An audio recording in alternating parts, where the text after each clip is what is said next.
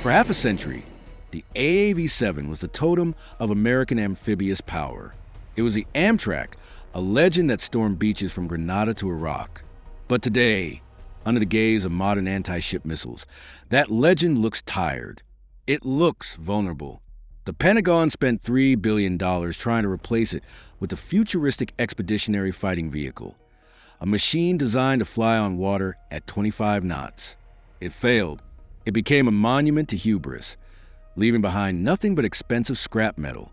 And just when we were screaming that amphibious warfare was dead, a new monster emerged from surf. It carries a handwritten scrawl on its trim vane that sends a chill down the spine: make peace or die. It abandoned the dream of speed on water for absolute dominance on land. It took the cannon from an Apache gunship and strapped it to the roof of a troop carrier.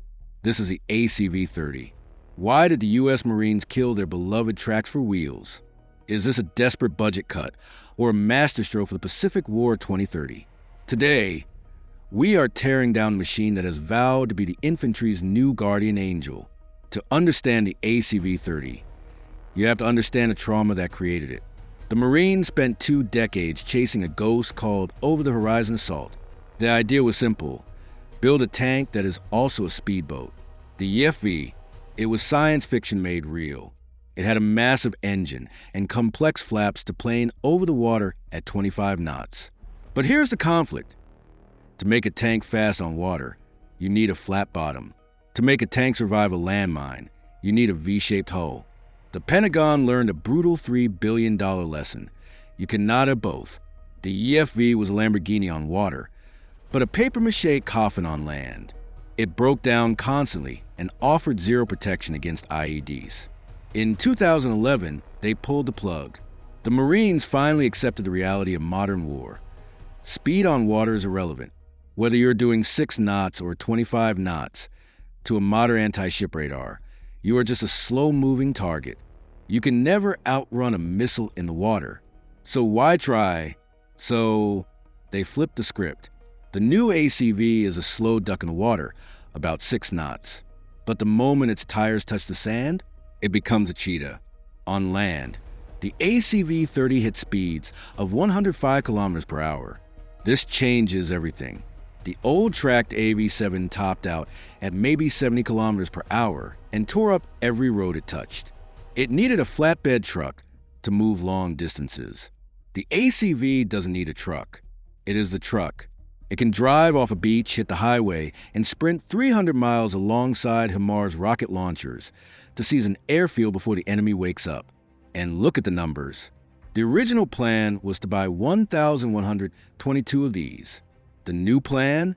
Just 632. Casual observers say, "Oh, the Marines are broke." Wrong. The truth is, the doctrine has shifted. The era of storming Normandy with thousands of tanks is over. Density is death. The Marines don't need a mass army. They need a dispersed, high-speed guerrilla force. The ACV is the perfect chariot for this new way of war. Now, ask any veteran of the Iraq War about the AV-7, and they will tell you stories of broken tracks, thrown pins, and hours spent sweating with a wrench in the desert heat. Tracks break. They are heavy, loud, and maintenance nightmares. The ACV fixes this by looking at Italy. The chassis is based on the Iveco Super AV. This is a rare case of the US military buying off-the-shelf global tech because it works. And the secret sauce is the H-drive transmission. In a normal 8x8 truck, a central shaft runs down the middle like a spine. If an IED hits the belly, that shaft snaps. The vehicle is dead. The H-drive is different. It splits the power. 2 shafts run down the sides of the hull. From above, the power flow looks like an H. Why does this matter? Survival. Imagine an anti-tank mine blows off 2 wheels on the left side. In a normal truck, you are stranded in the kill zone. In the ACV, the H-drive keeps sending torque to the remaining wheels. The vehicle can limp out of the ambush on 6 or even 4 wheels. It's the Black Knight of armored vehicles. You can cut off its limbs and it keeps fighting. And don't worry about getting stuck in the sand. The ACV features a central tire inflation system. The driver pushes a button and the massive Michelin tires deflate, spreading out like camel feet to float over soft sand. Hit the tarmac, push the button, they inflate, and you're doing 65 miles per hour again. But the real game changer is maintenance. In the old days, fixing an engine took a platoon of mechanics all day. The ACV is designed like a Formula One car. The entire power pack, engine and transmission, is a single module. If it breaks, you don't fix it in the field. You bring in a crane, yank the whole block out like a giant USB drive, and drop a new one in. Total time, less than 1 hour. While the enemy is still waiting for a tow truck, the ACV has already swapped its heart and returned to the fight. This is plug-and-play warfare. For decades, if Marines hit a bunker on a beach, they had one option: call a helicopter. The ACV-30 changes the rule. It is the helicopter. It mounts a Mark 44 Bushmaster 30mm chain gun. This is 30mm. It fires the same caliber ammunition as the A-10 Warthog. It brings the power of an airstrike down to ground. It can tear through enemy infantry fighting vehicles like paper. It uses programmable airburst rounds to detonate above enemy trenches, raining shrapnel on troops who think they are safe. But caliber is nothing without accuracy. Look at this report from the Congressional Research Service. In static firing tests, 91% accuracy. Impressive. But while moving, bouncing cross-country at full speed, 97% accuracy. Wait, how is it more accurate while moving? It defies logic. But it proves the power of modern digital stabilization. The optics and the gun mount compensate for the bumps faster than a human can blink. The rougher the ride, the harder the computer works to lock that barrel on target. It is a cheat code. And here is the engineering miracle: the turret. Usually, a big gun requires a big basket inside the vehicle for the gunner and ammo. It eats up space. It forces you to carry fewer troops. The ACV-30 uses a Kongsberg RT-20. It is a basketless remote turret. The gun, the ammo, the sights, they all sit on top of the roof. They steal zero space from the interior. So, you get a vehicle with the firepower of a tank that can still carry 13 fully loaded Marines and 3 crew. It is a holy grail: high lethality, high capacity, a battle taxi that punches like a heavyweight boxer. But let's be objective.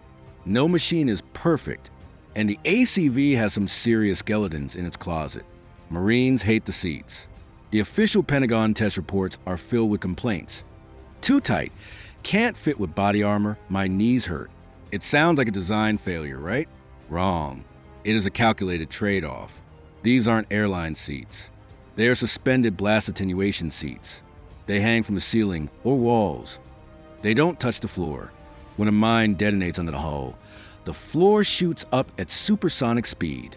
If your feet are on the floor or your seat is bolted to it, your spine shatters. These uncomfortable seats isolate the Marines from the shock wave. The Army is trading your comfort for your legs.